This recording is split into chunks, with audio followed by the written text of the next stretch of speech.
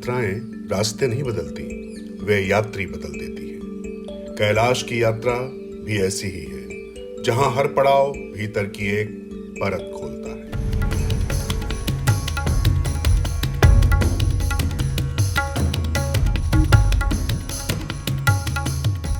Sir energy बिल्कुल ही अलग है। आप जैसे सागर ने कहा कि आप एक्सप्लेन नहीं कर सकते।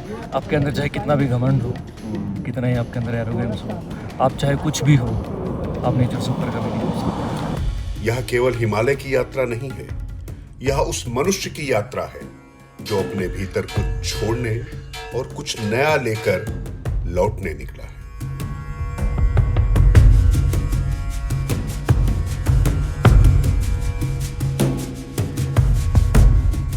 यहाँ के क्या अलग लगा? I have no words really. पहाड़ कभी जल्दी नहीं करते, वे पहले मौन सिखाते हैं। वो नहीं बोल पाएंगे। नहीं बोल पाएंगे। क्या लगा आपको फिर भी? मतलब वैसे आपकी आंखें और आपका चेहरा बोल रहा है, लेकिन फिर भी क्या लगा? नहीं बोल पाएंगे। इस 24 मई को मेरा बेटा लॉस हो गया और मैं 24 जून को मेरा ये नंबर लग गया था। मन में पहला विचार क्या था? यह विचार आया, भगवान शिव तू ऐसा क्यों किया? कैलाश पहुंचने की कोई जल्दबाजी नहीं होती। यात्रा सबसे पहले आपको वहां ले जाती है जहां आपको अपने भीतर का सबसे कठिन सच देखना पड़ता है। आस्तिक और नास्तिक का भेद, वैज्ञानिक और तार्किक लोगों का भेद सब खत्म हो जाता है यहाँ। मैं ऐसा रिसर्च साइंटिस्ट हूँ, अरे बस मैं काम करता हूँ। साइंटिस्ट है, वो कहते हैं विज्ञान का तो हमसे लेना देना नहीं, कहाँ से आ गया। इस जल का रंग अलग है, इसकी खामोशी भी। शायद इसीलिए इसे देखकर हर यात्री कुछ देर बोलना भूल जाता है।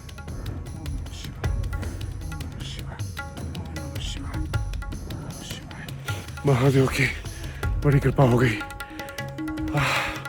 जिस तरीके से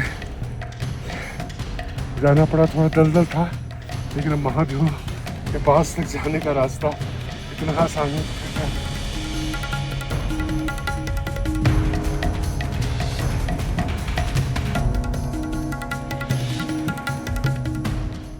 हम सब अपने भीतर कुछ न कुछ ढोते हैं। अहंकार, पछतावे, डर या अधूरे प्रश्न। शायद यह पत्थर उसी का प्रतीक है। कंकड़ पत्थर दिखाई पड़ रहे हैं आपको, लेकिन ये कंकड़ पत्थर नहीं, लोगों के वो भाव हैं जो गुड लक के लिए यहाँ पर आते हैं, चढ़ाते हैं।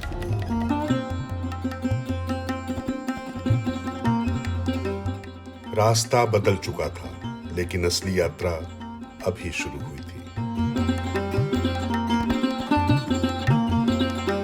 इन पैरों से चलकर अगर आप समझते हैं कि आध्यात्म की ऊंचाइयों तक पहुंच सकते हैं, तो मैं आपको बता दूं ये संभव नहीं है। कुछ यात्राएं मंजिल तक पहुंचने के लिए नहीं होती, वे आपको बदलने के लिए होती हैं। सच बताऊं, मुझे सवाल पूछने में दिल पे पत्थर रख रहा हूं मैं। नहीं, मेरा बेटा शिव के पास ही गया है। वो भगवान शिव के पास है। वो भगवान शिव ने उसको अपने पास बुलाया है।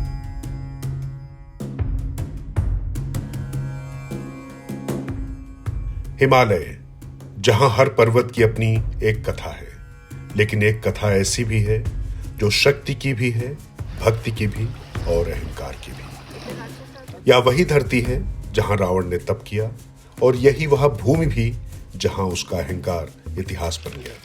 इसीलिए कैलाश की यात्रा हम शुरू करते हैं राक्षस ताल से। नमस्कार, मैं हूँ राजकिशोर और पहुंच चुका हूँ मैं पूरन एयरपोर्ट। नासा से सीधे में आए। आमतौर पर ये एयरपोर्ट सिविलियंस के लिए नहीं खुला होता है, लेकिन चूंकि विशेष व्यवस्था थी, तो उस विशेष व्यवस्था के तहत हम यहाँ पर आ गए। और कुल मिला के अब यहाँ से हम कह रहे हैं हर हर महादेव, क्योंकि अब हम सीधे यहाँ से जाएंगे मानसरोवर पवित्र झील, जिसका दर्शन करके हम कृतार्थ होंगे। आपको भी उसके दर्शन कराएंगे और उसके बाद जाएंगे हम कैलाश मानसरोवर। तीर्थ केवल रास्तों से तय नहीं होते, उनके अपने संस्कार होते हैं। और शायद यही कारण है कि कैलाश की यात्रा मनुष्य को सबसे पहले अपने भीतर देखने के लिए मजबूर करती है।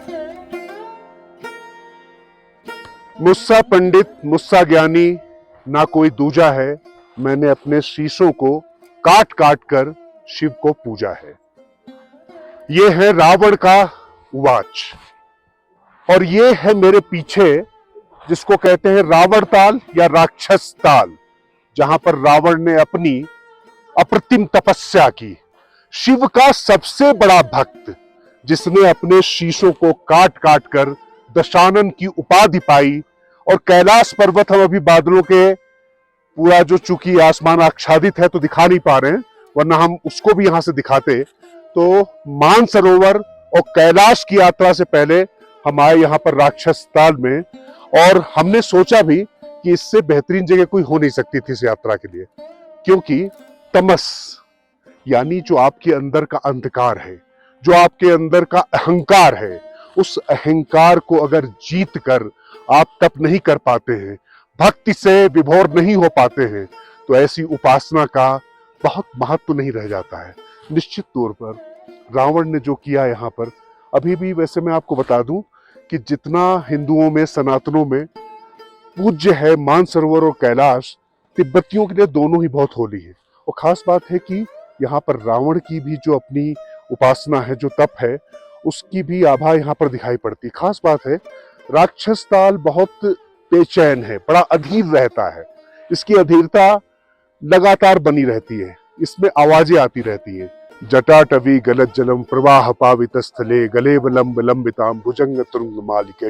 रावण रचित शिव तांडव स्तोत्र, रावण की उपासना, वो यही कैलाश पर्वत के सामने, उस पर बात हो गई। लेकिन जरा ये कुछ कंकड़ पत्थर दिखाई पड़ रहे हैं आपको, लेकिन ये कंकड़ पत्थर नहीं, लोगों के वो भाव हैं जो गुड लक के लिए यहाँ पर आते हैं, चढ़ाते हैं। आप देखिए ये पूरे कैसे जो भी आते हैं, सिर्फ तिब्बतन नहीं, जो भी आते हैं वो यहाँ पर गुड लक के लिए चढ़ाते हैं। चलिए हम भी समष्टि की सफलता के लिए, आप सबकी खुशी के लिए, हम सबकी खुशी के लिए, जो सनातन का मूल ध्येय है, चारों तरफ जो यहाँ पर लोग आए हुए, कोई भी आ रहा है, वो अपनी अपनी आस्था के इन कंकड़ों को ठीक वैसे ही चढ़ा रहा है जैसे माँ शिव या पार्वती के चरणों में वो अपने पुष्प या जल वो अर्पित करता है। देखिए कितना रंग बिरंगा एक खूबसूरत सा ये पत्थर भी है यहाँ पर। उसको कैसे इस निर्जन स्थान में कैसे लोग आते हैं और अपने अपने तरीके से, तो चाहे तिब्बतन हो चाहे सनातनी हो, सबका ध्येय तो वही रहता है। मुझे लगता है कि ये मूल वाक्य है, ये हमें समझना चाहिए। राक्षस ताल पीछे छूट चुका है, यात्रा जारी है, बल्कि यूं कहूं अभी सिर्फ शुरू हुई है।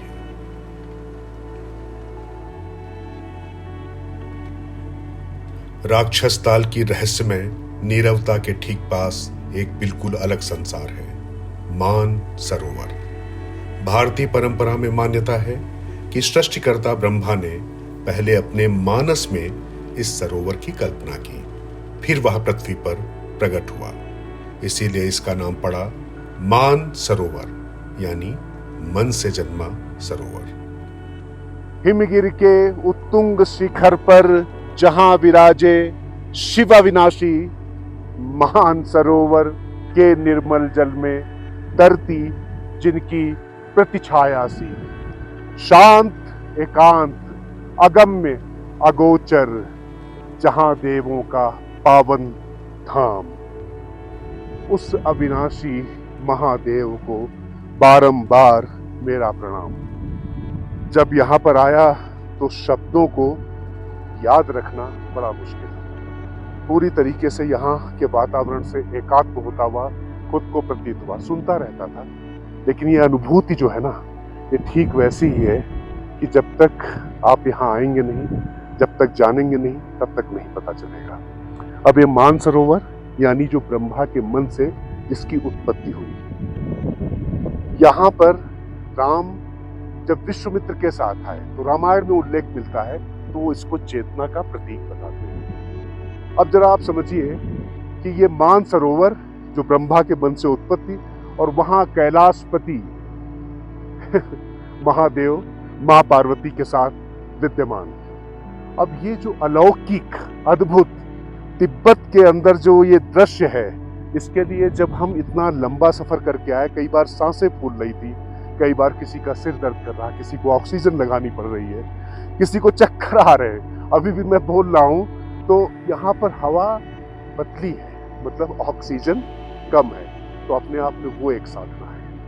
और यहाँ पर साधनारत लोगों ने किस तरीके से सृष्टि का निर्माण किया है और कैसी एक नई सृष्टि की कल्पना की और वो बनाई, ये देखने, सोचने और समझने से भी आगे आध्यात्म की बात है। इन पैरों से चलकर अगर आप समझते हैं कि आध्यात्म की ऊंचाइयों तक पहुंच सकते हैं, तो मैं आपको बता दूं ये संभव नहीं है। युवा है, जवान है, बूढ़े, कितनी आप में क्षमता है, कितना स्टेमिना है, आपने कितने ही एवरेस्ट फतेह किए हुए, लेकिन ये अनुभूति अलग है। अब यहाँ पर बस इतना कहना चाहूंगा कि आकर अपने आप को सूक्ष्म महसूस करना, अपने आप को गौण महसूस करना और इस सृष्टि का एक अभिन्न हिस्सा मांग के उसमें अपने आप को विलीन कर देना, शायद वो आत्मबोध वो यहाँ आकर आपको होता है। इससे ज्यादा कुछ कहने की मैं स्थिति में नहीं हूँ। बस ये मानसरोवर का स्थिर जल देखिए। पहले मैंने आपको राक्षस ताल दिखाया था, जहाँ पर तरंगे, जहाँ पर ऊर्जा अलग किस्म की थी, भक्ति वहां पर भी थी, लेकिन यहाँ पर आध्यात्म का वो सर्वोच्च शिखर है जो आपको स्थिरता प्रदान कराता है, जो आपको वाकई ईश्वर के साथ में एकात्म कराता है। तो मुझे लगता है कि शायद हम सबका अचीवमेंट जो पाने का जो अंतिम जो गंतव्य लक्ष्य होता है, वो यहाँ आकर आप कर रहे हैं। तो हर हर महादेव। हर यात्री का अपना विश्वास है। कोई इस जल को पवित्रता का प्रतीक मानता है, कोई इसे स्मृति की तरह अपने साथ ले जाता है। लेकिन एक बात सब में समान है, यहां पहुंचकर शब्द कम हो जाते हैं। राक्षस ताल ने मनुष्य से कुछ छीन लिया, मानसरोवर ने उसे कुछ लौटा दिया। यात्रा जारी है, अब यह भीतर उतर रही है। लेकिन यह यात्रा अभी पूरी नहीं हुई। असली परीक्षा अभी बाकी है, क्योंकि आगे प्रतीक्षा है यम द्वार की। मृत्यु, जिससे मनुष्य जीवन भर बचने की कोशिश करता है, लेकिन जब आप कैलाश पर्वत की तरफ जाते हैं तो उससे पहले आपको यम द्वार मिलता है। ये जो मेरे पीछे आप एक छोटा सा द्वार देख रहे हैं, और यहां पर आपको काफी भीड़ दिखाई पड़ रही है श्रद्धालुओं की। तो यहां पर क्यों इतने लोग खड़े हुए हैं? आखिर इसका अर्थ क्या है? इसको समझना होगा, और ये समझना इसलिए आवश्यक है क्योंकि मनुष्य यहां पर मृत्यु से साक्षात्कार करता है, और आंखों में आंखें डालकर यहां से जब यम द्वार से निकलता है तो अपने पीछे मान, पद, प्रतिष्ठा, अहंकार, मद, लोभ सब कुछ छोड़ देता है। और यही शिव को पाने का एकमात्र साधन है। मैंने आपसे बार बार कहा, चाहे मैं मानसरोवर में रहा हूं, चाहे राक्षस ताल में रहा हूं, आपसे यही कहता रहा कि शिव को आप अपने शरीर की ताकत से नहीं पा सकते, आध्यात्म की उस शक्ति से पा सकते हैं। और यह जानना जरूरी है कि आखिर यम द्वार ये क्यों? आप डमरू की आपको पीछे आवाज भी सुनाई पड़ रही होगी, और ये डमरू जब बजता है ना तो उससे शब्द निकलते हैं, वर्णमाला निकलती है, यानी जीवन निकलता है। जीवन और मृत्यु दोनों एक दूसरे के पोषक हैं, दोनों एक दूसरे का पहलू है। तो ये समझना पड़ेगा। तो अब इस यम द्वार से निकलकर अब थोड़ा सा हम चलते हैं और देखते हैं कि कैसे यहाँ पर श्रद्धालु देखिए जुटे हुए हैं। एक छोटी सी इमारत कंकड़ पत्थर की आपको दिखाई पड़ रही है। इसके अगल बगल में जैसा आप देख रहे हैं कि रंग बिरंगे, और मैंने फिर आपसे कहा था कि ये इसकी सबसे खूबसूरती ये है कि यहाँ पर चाहे महादेव के डिवोटी हो, चाहे महात्मा बुद्ध के।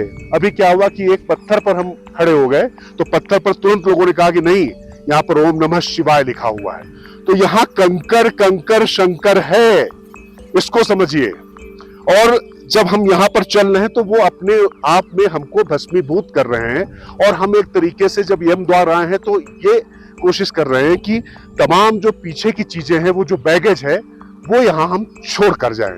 तो कुल मिलाकर आगे हमारी यात्रा जारी रहेगी कैलाश पर्वत तक। लेकिन एक बार पहले हम आपको लेकर चलते हैं। वहां पर देखिए कैसे डिवोटीज खड़े हुए हैं, कैसे श्रद्धालु खड़े हुए हैं। और ये समझना पड़ेगा कि यहाँ तक आते आते जिस तरीके से ऑक्सीजन बहुत कम हो जाती है, हवा विरल है, और देखिए लोग यहाँ पर बैठकर तमाम ऑक्सीजन की उनको मात्रा लेनी पड़ती है, सब करता है। तो अब हम इस यम द्वार से निकल रहे हैं हम कर तो शूट रहे हैं, लेकिन हम एक कोशिश ये करेंगे कि अपने साथ में पीछे शूटिंग ही ना करें। तमाम तरीके की जो अपने अंदर हमने व्याधियां पाल कर रखी हुई है, जो हमने अपने अंदर तमाम वर्जनाएं, तमाम जो अपनी चीजें कर रखी, वो तो अब हम यहाँ पर उनको प्रणाम करते हुए निकलते हैं द्वार पे, और ये सबके चरणों की धूल लगाकर आगे बढ़ते हैं, अपने आप को यहाँ पर कर निकलते हैं। और आप देखिए ये छोटा सा द्वार है, क्योंकि देखिए अब हम अपने पीछे का जो अतीत है वो छोड़कर आगे महादेव से मिलने के लिए अपने आप को हम तैयार कर रहे हैं। और इसी सामने अगर आप देखेंगे तो अभी बादलों से आच्छादित महादेव हैं, कैलाश पर्वत है, वहां पर माँ पार्वती के साथ में वो विराजमान है। और अब हम यम द्वार से अब निकल आए हैं, और आप देख रहे हैं कि इसके बाद भी यात्री तमाम ये खच्चर सब लोग खड़े हुए हैं। और होता क्या है कि जब यहाँ से हम आगे बढ़ेंगे तो डोलमा पास तक जाते जाते वहां पर लोगों को लगता है कि हे भगवान महादेव, क्या हमारी यात्रा पूरी हो पाएगी? क्योंकि वहां पर पूरी तरीके से व्यक्ति का सामर्थ्य जवाब दे चुका होता है। लेकिन फिर जब उससे नीचे उतरते हैं, गौरी कुंड आता है। गौरी कुंड में फिर एक बार जो है जीवन होता है। वहां पर जो है पत्थर और बर्फ के बीच में जो जीवन की संभावनाएं होती हैं, उनको एक तरीके से दर्शाया जाता है। तो अब ये यात्रा पता नहीं सिर्फ अपने शारीर के सामर्थ्य की और भावों की नहीं है, बल्कि अपने आप को खोजने की, खुद को खोजने की। और अब यम द्वार से निकलकर मैं भी यही कामना करता हूं कि जो तमाम जो व्याधियां, तमाम जो चीजें, जो तमाम बैगेज ऐसे जो हम लाद कर अपनी आत्मा पर चलते हैं, शायद हम उनको भी छोड़कर आगे निकल सके। यही महादेव से प्रार्थना करते हैं। हर हर महादेव, पार्वती पतये नमः।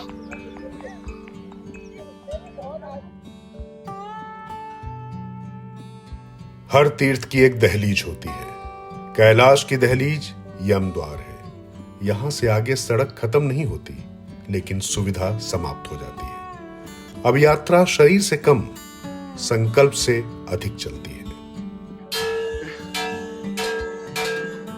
यहां एक परंपरा और है। कोई यात्री इस द्वार को पार करने के बाद पीछे मुड़कर नहीं देखता। यह केवल एक धार्मिक विश्वास नहीं, एक मनोवैज्ञानिक प्रतीक भी है। जो पीछे छूट गया उसे वहीं छोड़ देना। यम द्वार के बाद सबसे पहले नजर पड़ती है इन रंगों पर। हवा में लहराते अनगिनत प्रार्थना ध्वज।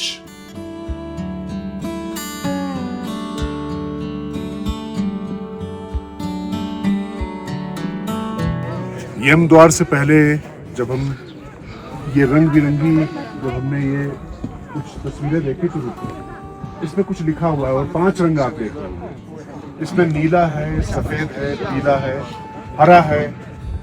और आपको बता दूं, हर रंग का अपना मतलब है। जो नीला रंग है वो आकाश के लिए, और उसके बाद जो सफेद रंग है वो जो बादल यहाँ छाए हुए उसके लिए, और उसके बाद जो पीला रंग है वो आग के लिए है, और हरा रंग जो है वो समुद्र के लिए है। इस तरीके से प्रतीकों में, जैसे भगवान होता है ना, भूमि गगन अनल, आप समझ लीजिए कि तिब्बतन जो फिलॉसफी है वो कैसे सनातन के इतने करीब जाती है, और क्यों ये माउंट कैलाश इतना करीब है। तो जब देखा समझा, और इसमें जो मंत्र लिखे हुए हैं, ये जो सारे मंत्र आप देख रहे हैं, ये यहाँ पर हवा में तैरते हैं। और ये बीच में जो पोल दिखाई पड़ रहा है आपको, इस पोल को जरा आप समझ लीजिए, इसको विक्ट्री पोल बोलते हैं।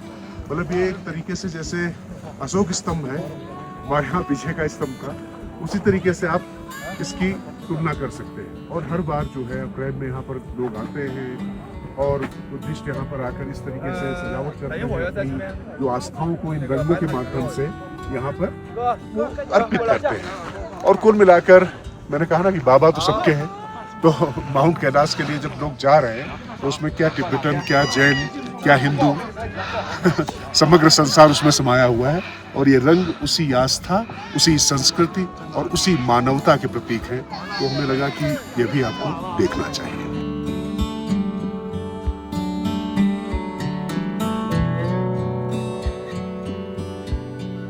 कैलाश केवल हिंदुओं का तीर्थ नहीं है।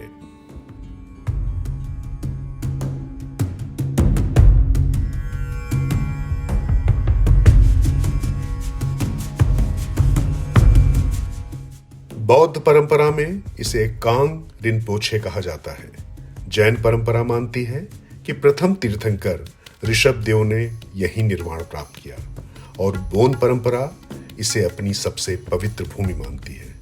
शायद दुनिया में बहुत कम ऐसे पर्वत हैं जिन्हें अलग अलग आस्थाएं एक साथ प्रणाम करती हैं। अब यात्रा कठिन होने लगी है, ऊंचाई बढ़ रही है, हवा हल्की हो रही है और हर कदम शरीर से उसका हिसाब मांग रहा है। मेरे हस्बैंड है आशीष, माई सेल्फ दीपिका। हम लोगों ने नेपाल दिल्ली से बुकिंग कराई थी अपनी। दिल्ली से हम लखनऊ आए ऑन आवर ओन। लखनऊ से हमारा एजेंट के साथ रोल था जिससे हमें नेपालगंज पहुंचना था। नेपालगंज पे हमारे डिफरेंट ग्रुप्स इकट्ठे होके the centre point was Nepalganj.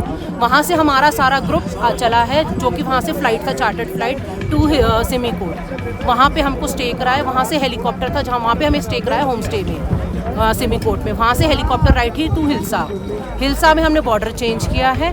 वहाँ से हमारा सारा ये लोकल ट्रांसपोर्ट जो बस है इनकी, उसने मानसरोवर और तकलाकोट ये सब हम करते अभी तक कैसा रहा सफर? हमारा बहुत अच्छा रहा। बल्कि हमारे एजेंट ने बोला था कि मानसरोवर का वर्स्ट स्टे मिलेगा, आप एक्सपेक्ट कुछ मत करना। बट इतना अच्छा स्टे मिला मानसरोवर में हमको, यानी दैट वाज वेरी गुड। खाना मिल रहा है? हाँ जी, खाना किचन हमारे साथ चल रही है, जैन किचन, जो कि अब जैसे आधे लोग दार्जिलिंग से वापस हो रहे हैं यहाँ से, तो वो किचन डिवाइड हो गई है। अब आधे हमारे साथ जाएंगे, आधे उनके लिए वापस रुकेंगे। तो हमें कहीं कोई इश्यूज नहीं आया फूडिंग का। 52 किलोमीटर की पूरी परिक्रमा? बिल्कुल कोशिश यही रहेगी कि यही करेंगे। चलिए महादेव। चलो, हर हर महादेव। हर चेहरा अपनी एक अलग कहानी लेकर आया है। किसी ने वर्षों से यह सपना देखा, किसी ने अपने प्रियजन की स्मृति में यह यात्रा चुनी और कोई केवल एक प्रश्न लेकर चला है, क्या सचमुच कैलाश बुलाते हैं? इतनी दूर आकर भी कैलाश अपने पूरे रूप में नहीं दिखते, शायद दर्शन भी कमाए जाते हैं।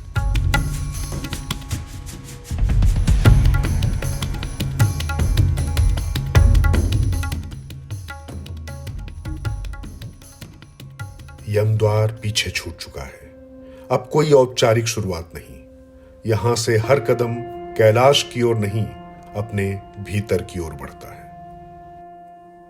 कि आपके साथ कुछ ऐसी घटना जुड़ी हुई है और उसके बाद आपका ये, मतलब क्या कहूँ, साहस या जो महादेव की कृपा, लेकिन उससे पहले कुछ हुआ। क्या हुआ था मैम, आप ही बताएं, क्योंकि मतलब इससे पहले जो घटना हुई थी मैं नहीं बोलना चाहता, आप ही बताएं। नमस्कार सर, मेरा बेटा 24 मई को लॉस्ट हुआ। 24 मई को मेरा बेटा लॉस हो गया और मैं 24 जून को मेरा ये नंबर लग गया था 19 को, और मैं 24 जून को मैं यहाँ पे आ गई है। बैक 1 मंथ ही मैं ये यात्रा करने पे निकली है।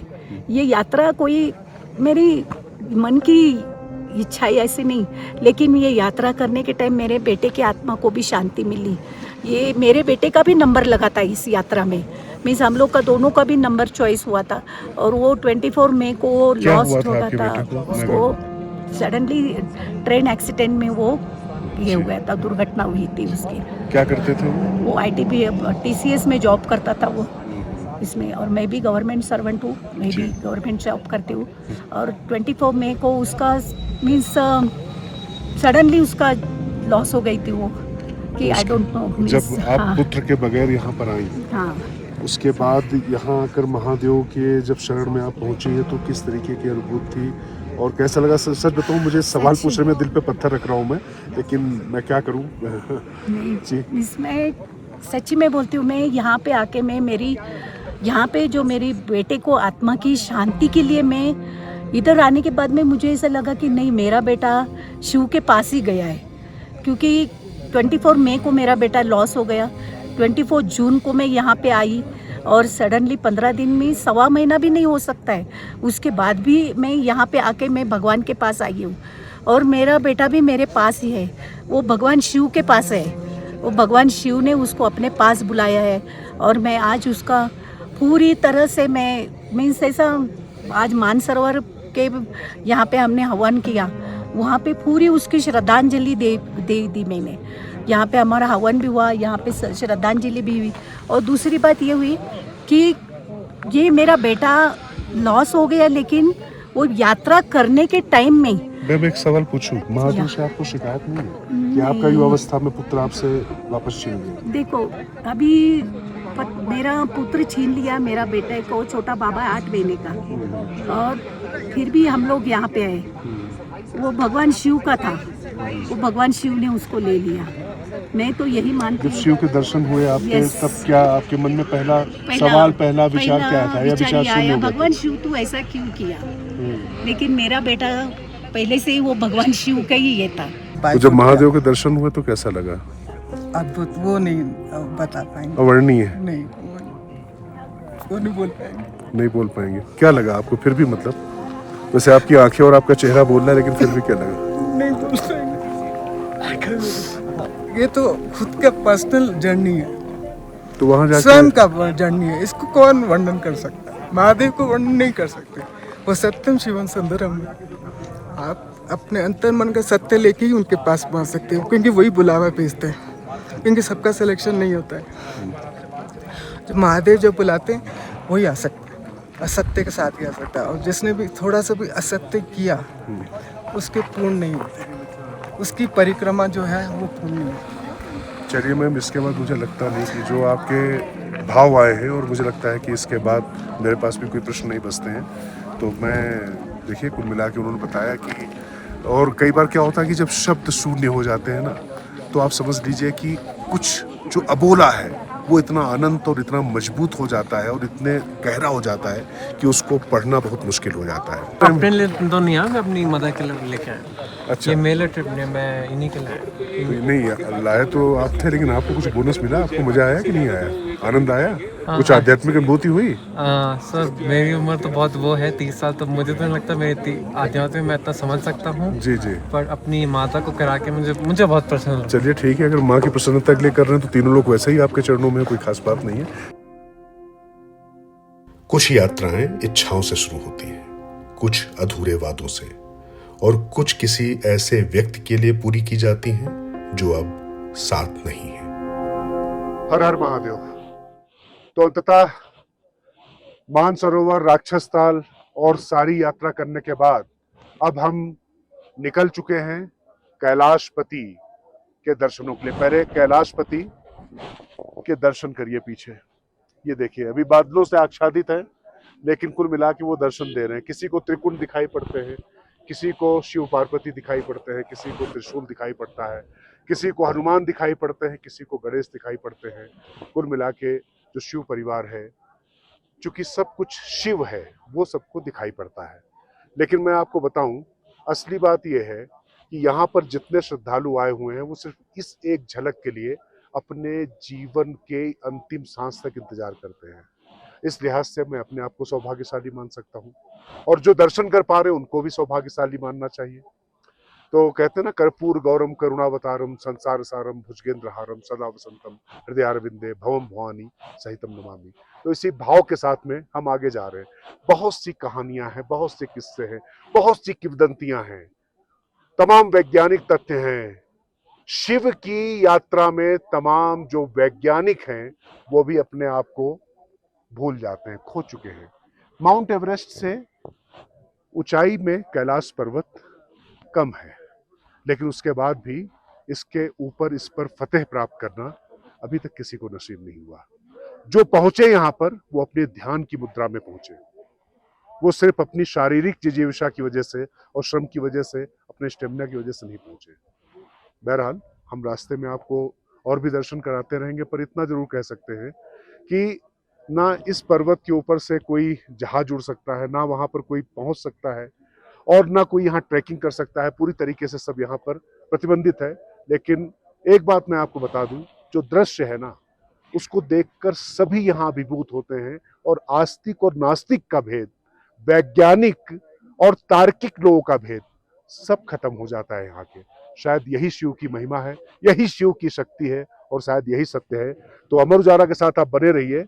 मैं राजकिशोर आपको दिखाता रहूंगा कैलाशपति की परिक्रमा से जुड़े हुए और तथ्य, सत्य, और क्या कैसे लोग यहाँ पर आकर अपने आप को भूल जाते हैं, या उनकी क्या प्रतिक्रिया है, उस पर भी बात करेंगे। तो चलिए चलते हैं इस यात्रा के लिए।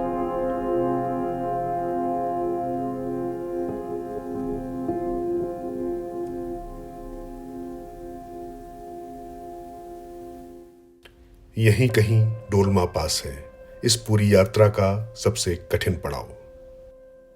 डोलमा पास से चलते हुए यहां पहली बार महसूस होता है कि प्रकृति से लड़कर कोई नहीं जीत सकता। यहां जीतना नहीं, स्वीकार करना पड़ता है अपनी गति, अपनी सीमा और अपनी सांस। यात्रा जारी है, अब यह परीक्षा बन चुकी है। सागर, आप कैसे मन में और क्या करते हैं आप, कैसे आपके मन में आया कि कैलाश मानसरोवर चलना है? So I'm a semiconductor designer by profession, but I've क्या been हिंदी थोड़ी बहुत बोल सकते हैं आप? हाँ थोड़ा सा बात कर सकता हाँ, हूँ। ठीक है। तो मैं सेमीकंडक्टर डिज़ाइन करता हूँ, मेरा काम वो है। और and I am an avid trekker. Okay. तो या trekking is something which is I am very passionate about it. At the same time I am quite spiritual. तो I think this is the best combination one can ask for, right, the Kailash parikrama. तो शुभम, आपकी क्या कहानी है भाई, आप क्या करते हैं? मैं सर रिसर्च साइंटिस्ट हूँ। अरे वाह। बस मैं काम करता हूँ। साइंटिस्ट हैं, वो कहते हैं विज्ञान का तो धर्म से कोई लेना देना नहीं, कहाँ से आ गया? There are certain things in like science that even science can't explain. So spirituality is one of things. तो कई चीज़ें हैं जो मैंने एक्सपीरियंस की। तो मन में कैसे आया कि चला जाए? आई थिंक सो 2023 में मैं यूएस में था, वहाँ पे तो मैं महाकाल आया। तो महाकाल उज्जैन में मैंने महाकाल के दर्शन किए। उसके बाद मैं वापस यूएस गया तो मैं प्रार्थना कर रहा था, तो मैंने पूछा कि अब क्या। तो मेरे मन में आया कि कैलाश मानसरोवर। अच्छा, लेकिन अब मुझे बताइए कि जब आप ये यात्रा कर रहे थे तो किस तरीके का अनुभव हुआ? चूँकि आपने कहा कि आप ट्रैकिंग करते हैं, स्पिरिचुअलिटी भी आपके पास है, लेकिन जब आप कैलाश के दर्शन, मानसरोवर आए, राक्षस ताल गए, आप सब जगह होते हुए गए होंगे, तो किस तरीके से मन में विचार आ रहे थे? कैसे आप थिंक कर रहे थे? मतलब क्या लग रहा था, क्या है? एक्चुअली जब मैं यहाँ पे आया, I came here without any expectation. तो I just wanted to experience everything the way, whatever I feel. क्योंकि क्या होता है, अभी जब कुछ एक्सपेक्टेशन रख के आप आते हैं ना, तो आपका एक्सपीरियंस अलग सा होता है। तो if you want to feel if you want to get that raw feel, right, so that's how I take every journey of mine. And यहाँ का it was like an another level, I would say, because I've been to all the jyotirlingas, I've done the trip। द्वादश ज्योतिर्लिंगा जो होता है वो कर चुके हैं हाँ आप? कर चुका मैं। मतलब आप काशी, विश्वनाथ, उज्जैन, सब नागर, सब जगह जा चुके हैं? हाँ वो मैं जा चुका हूँ। और नेपाल में वो काठमांडू का पशुपतिनाथ वो भी हो चुका था। So this was one thing which I was always like, right, I was looking forward to. तो I think we are all blessed and there is nothing else I would say. तो यहाँ के क्या अलग लगा आपको? I have no words really. मैं दरअसल युवाओं की बात, और आप दोनों साइंस बैकग्राउंड से, इसलिए ज़्यादा इंपॉर्टेंट हो जाता है। क्योंकि कई बार क्या होता है ना कि लोग बोलते हैं ये भक्त है, ये वो है, अंधविश्वास है, तमाम चीज़ें कही जाती हैं। लेकिन आप तो साइंस बैकग्राउंड से हैं, उसके बाद जब आप आए तो आपने कैसे फील किया और क्या लगा आपको? सर एनर्जी बिल्कुल ही अलग है। आप जैसे सागर ने कहा कि आप एक्सप्लेन नहीं कर सकते, आप फील कर सकते हैं। सेम थिंग कि अगर किसी की इंसान ने कभी चॉकलेट नहीं खाई हो, उससे आप बात करें तो पूछे कि चॉकलेट कैसी है, तो सामने वाला बताएगा कि हाँ चॉकलेट मीठी है या चॉकलेट कड़वी है, लेकिन जिसने खाई है उसी को समझ आएगा। तो ये सेम एक्सपीरियंस ही ऐसे है। और करंट भी ऐसे ही है कि जब तक आप पिन में हाथ नहीं लगाएं तब तक आपको झटका नहीं लगता, तब तक आप समझ नहीं सकते कि क्या है। तो झटका लगा? झटका लगा? कैसा झटका था? अच्छा, बहुत अच्छा झटका। पूरा हिले? आई वुड से झटका इज अ नेगेटिव। शरीर हिला या अंतर्मन? अंतर्मन। विज्ञान इस अनुभव को ऊंचाई, ऑक्सीजन, भूगोल और मानव शरीर के संदर्भ में समझाता है। अस्थाई से एक बुलावा मानती है। दोनों की भाषा अलग हो सकती है, लेकिन दोनों इस यात्रा की कठिनाई पर सहमत हैं। शायद इसी क्षण के लिए लोग वर्षों प्रतीक्षा करते हैं। कैलाश पहली बार सामने है।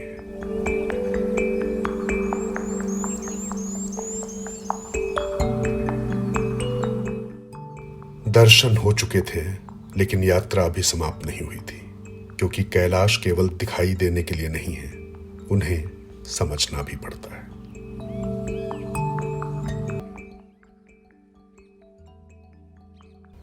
कहते हैं पर्वत कहीं नहीं जाते, बदलते हैं तो केवल उन्हें देखने वाले।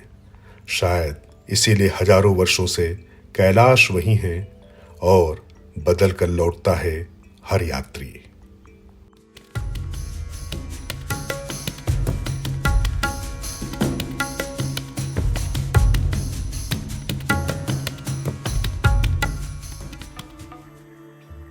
किसी ने पूरी परिक्रमा पैदल की, किसी ने खच्चर पर, किसी ने हर कदम पर संघर्ष किया, लेकिन मंजिल सबकी एक ही थी। कैलाश को लेकर अनेक प्रश्न हैं, भूगोल के, इतिहास के, विज्ञान के और आस्था के। इन प्रश्नों के उत्तर अलग अलग हो सकते हैं, लेकिन एक तथ्य निर्विवाद है, यह पर्वत हजारों वर्षों से मानव सभ्यता की कल्पना, श्रद्धा और जिज्ञासा का केंद्र रहा है। कोई इसे शिव का धाम कहता है, कोई कॉन्ग रिनपोछे, कोई अष्टापद से जोड़ता है, कोई प्राचीन बोन परंपरा का सबसे पवित्र पर्वत मानता है। नाम अलग अलग है, लेकिन विस्मय सबका एक है। याद है यात्रा कहां से शुरू हुई थी? एक छोटे से पत्थर से, फिर मन की शांति मिली, फिर एक दहलीज पार की, फिर अपनी सीमाओं से सामना हुआ, और अब सामने है कैलाश। जहां पर अहंकार खत्म होता है, वहीं से शिव की यात्रा आरंभ होती है। और यह यात्रा आरंभ होने की बात मैं तब कर रहा हूं जब कैलाशपति के पावन धाम में उनके चरणों की रज अपने माथे पर हम लगा चुके हैं। तमाम तीर्थयात्री जो यहां पर आते हैं, वो भले ही परिक्रमा पूरी न कर पाए, एक झलक उनकी देखने के बाद उनको लगता है कि जैसे वो मोक्ष द्वार तक पहुंच चुके हैं।